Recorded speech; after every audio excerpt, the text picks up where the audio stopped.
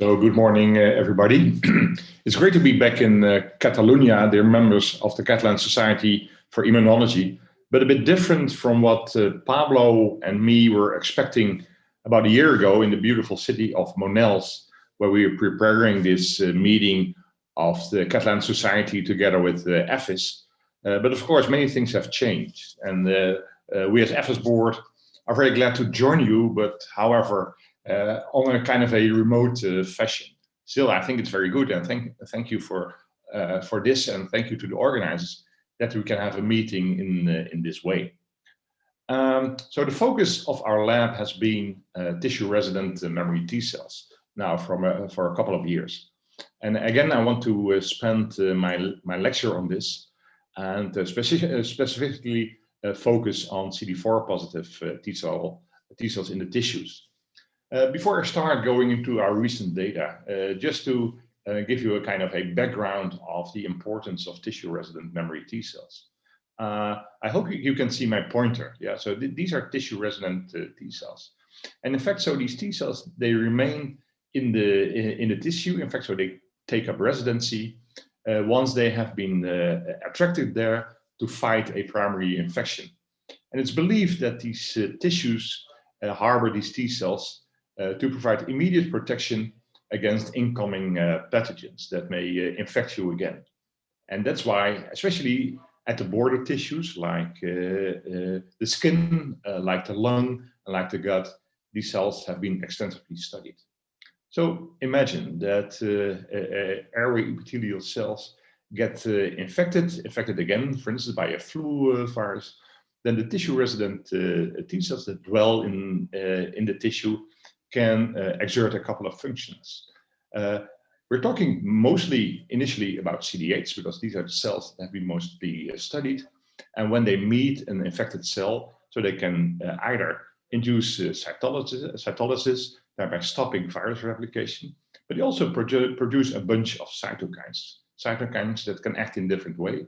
These cytokines, they can act on other cells that are sitting in the tissue, like dendritic cells, like NK cells, and also they can attract via chemokines that they secrete cells that come out from the bloodstream, and this together, in fact, organizes the immune infiltrate in the tissue. And you can imagine that this is very helpful in combating the virus infection. Lastly, they can also secrete soluble mediators that create a kind of a tissue alert, which in fact raises the bar for infection of other cells. So our main interest has been the human lung, to study tissue-resident memory T cells, and especially also in relation to infections and in relation to oncology. And that will be the focus of my talk today. So this is the human lung. And when you look at pathology, you can agree with me that this is really an organ that in fact encounters a lot of pathogens, infectious diseases, viruses and bacteria. And for instance, a lot of people die from pneumonia every year worldwide.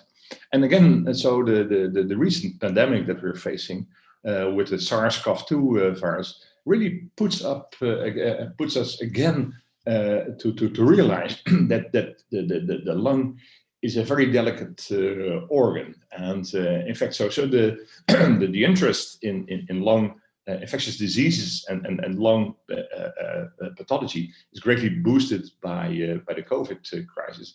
And I'm sure that now, based on all the knowledge that we have gathered in the past years, so that the vaccines that look very hopeful will help us to combat this virus. Then again, I think so the chronic effects of COVID cannot be underestimated. So we really need to know what's happening in the lung. Of course, then we have allergic and inflammatory disease. I won't touch upon that today. And then, of course, malignancy. Lung cancer, and notably non-small lung carcinoma, is an important killer in the Western world. And I think so this type of tumor is now open for all kinds of interventions that also include the immune system.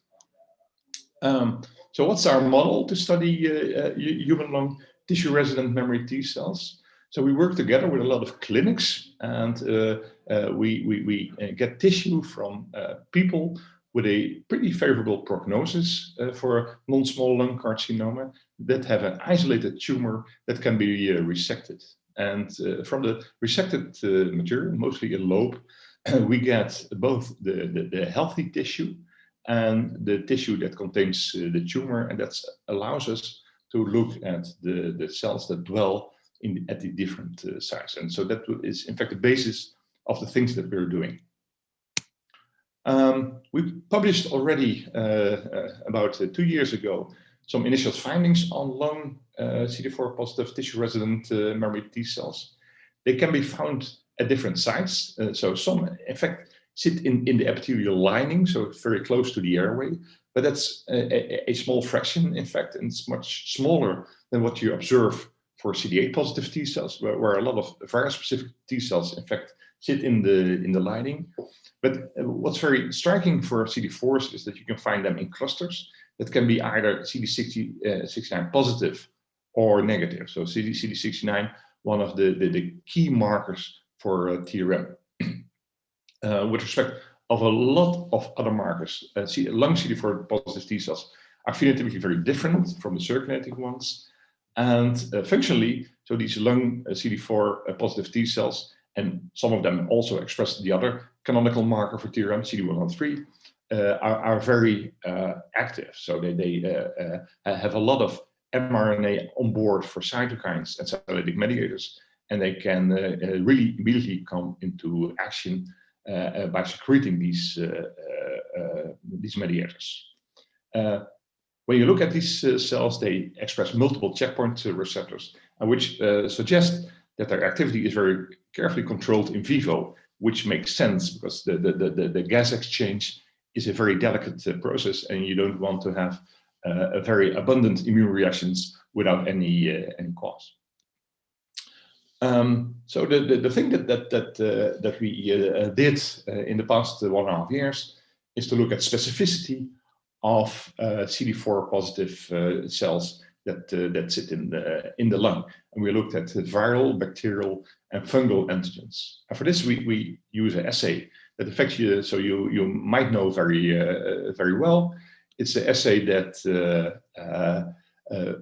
starts with isolating cells from the lung, from the tumor, and we always have paired blood cells as a control.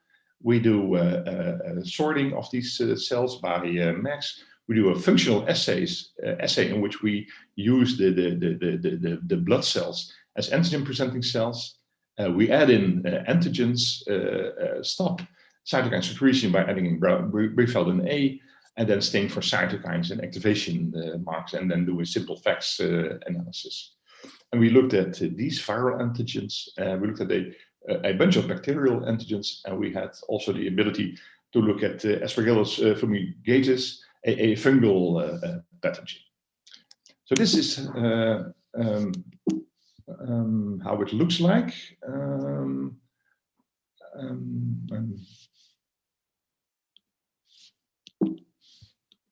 Yeah, this is how it looks like.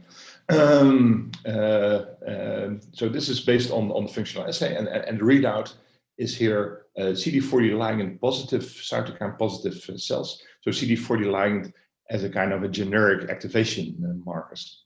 And what you can see is when you look at these viral antigens, when you look at the fungal antigen and also at bacteria, compared to the PBMC, so the triangles, you see really an enrichment of antigen-specific cells in the lung. So one of the most notable one is the Aspergillus specific cells that you can in fact hardly detect in peripheral blood. So this is really the background of our detection assay, and they're really abundant in the lung tissue. When you look at the type of cytokines they produce, so it's a kind of a clear division between viral and the fungal and bacterial antigens. So not unexpectedly, so when you look at viral specific CD4 positive T cells, so you should look at the red or reddish type of colors that demarcate interferon gamma producing cells. But this is really the most prominent set when you look at the viral antigens. when you look at the fungal and bacterial antigens, you see that blue is the dominant color, typifying IL-17 producing cells. So this is really expected, I guess, but I think it's very good to see that also in a kind of physiological setting. So at the site where these infections are happening, you see back so the IL-17 producing cells that are so important in shaping the response to bacteria. So what are these cells? So the pathogen-specific lung cells do have a TRM phenotype, and so you can see that. So the most prominent population is a CD69 positive, CD103 negative population, and you see, so this is very clearly the dominant population. In fact, so you hardly see any double positive cells, so the CD103 positive, CD69 positive cells. So for Aspergillus, so you see a considerable amount, but not for the other pathogens. And in fact, so then again, so this is very different from the virus-specific CD8 positive T cells that are really enriched when you look at respiratory viruses for the CD103 positive population. So this is in fact so the data, and so there's more data. So if you want to ask questions after the talk, I'm happy to fill in some new data.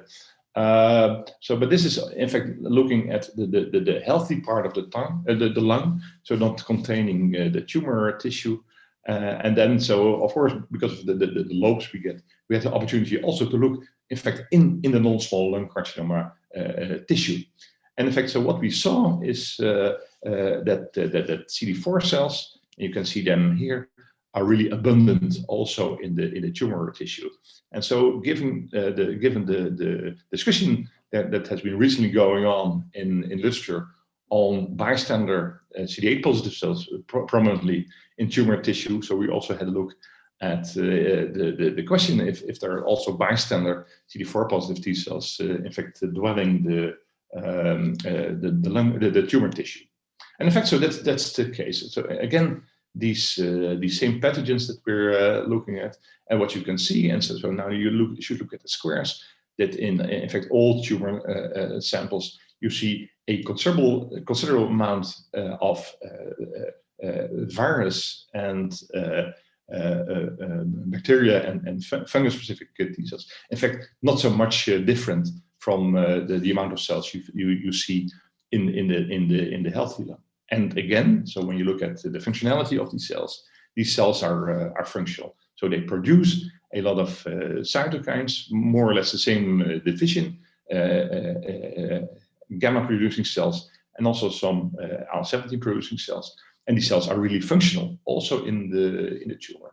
And that's remarkable, because if you look now at, for instance, this molecule, PD-1, one of the checkpoint molecules, you can see that compared to healthy lung tissue, this is really upregulated. So despite the fact that there is really abundant PD-1 on these pathogen-specific cells, they are really polyfunctional. So we thought, so this is a very interesting population. So the CD4 positive T cells in the tumor tissue to have a deeper look at. And then so we turn to single cell analysis. And so this is the setup. We did isolate from a patient blood, healthy lung, and tumor tissue. Then did an index sort where we could characterize and isolate these different subpopulations. So we did a kind of a deep analysis. So many cells per tissue in this patient, and then did SMART-SEC2 analysis to look at MRI expression in single cells. And of course, then so we worked together with the bioinformatics, and they did a lot of data processing and made these in fact so beautiful Disney plots. And in fact, so this is in fact so combining blood, lung, and tumor tissue, and you see really a very rich picture of different cell populations that we isolate, in which so the cells that were coming from the blood really clustered differently from the cells that are coming from a tumor. And I will zoom in the rest of the talk specifically on the cells that came from the tumor.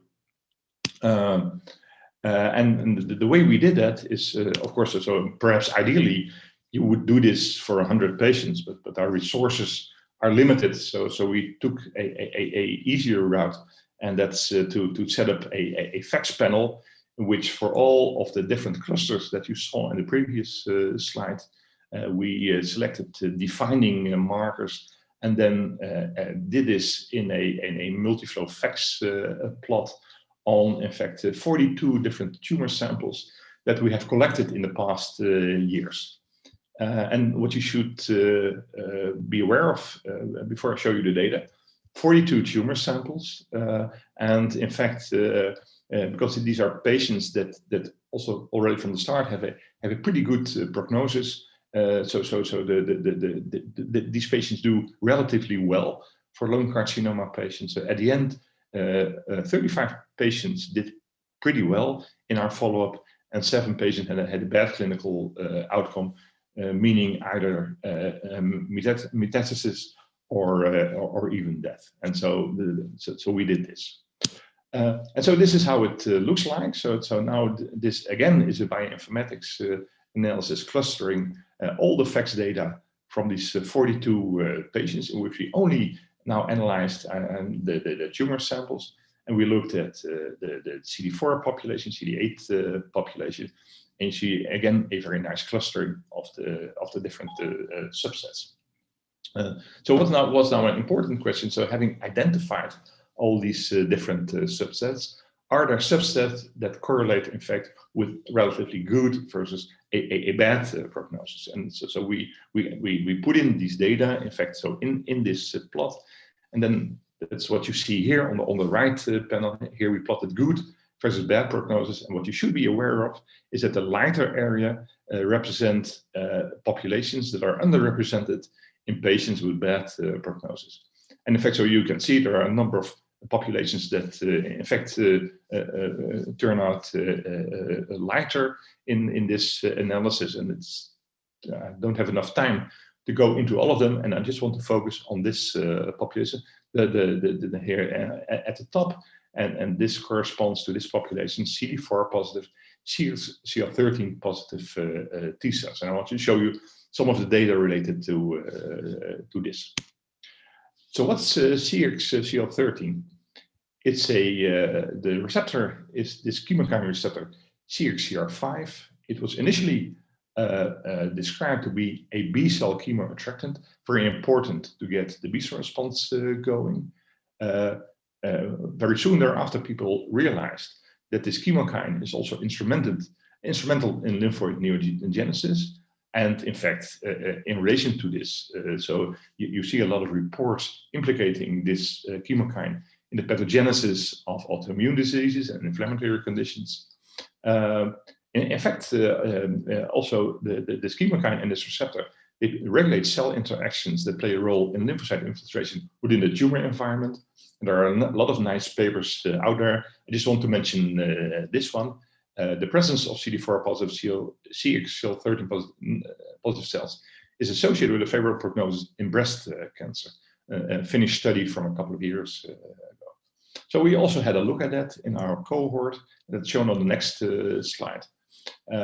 We arbitrarily set a kind of a level for the amount of CXCL13 high cells, more than 10% of the CD4 positives infiltrate in the tumor samples, and that's what you show here.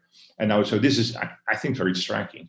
If you look at the patients that have a high number, so more than 10% of these cells, they do in fact very good. So it's again a kind of a small cohort yet, because there were only 7 deaths in the 42 patients after our follow-up, which is about, you can see it, somewhat less than 4 years on average.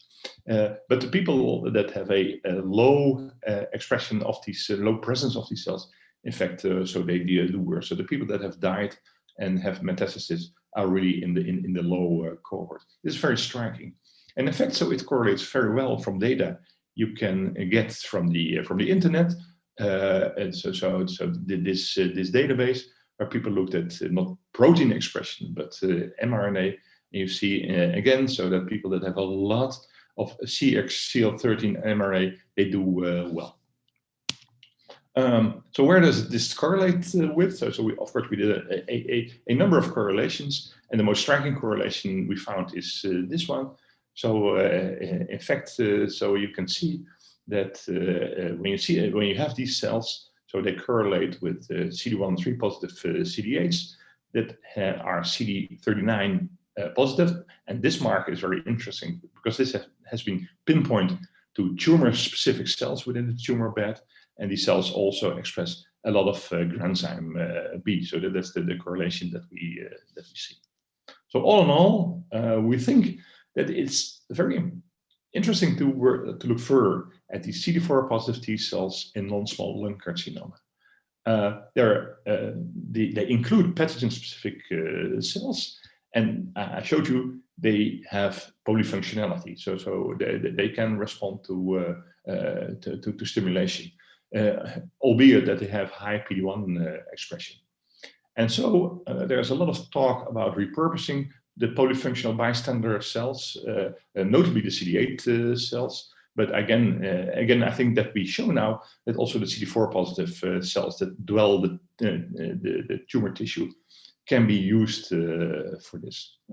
This is an interesting one. So the presence of CD4 positive TILs that express this chemokine, CXCL13,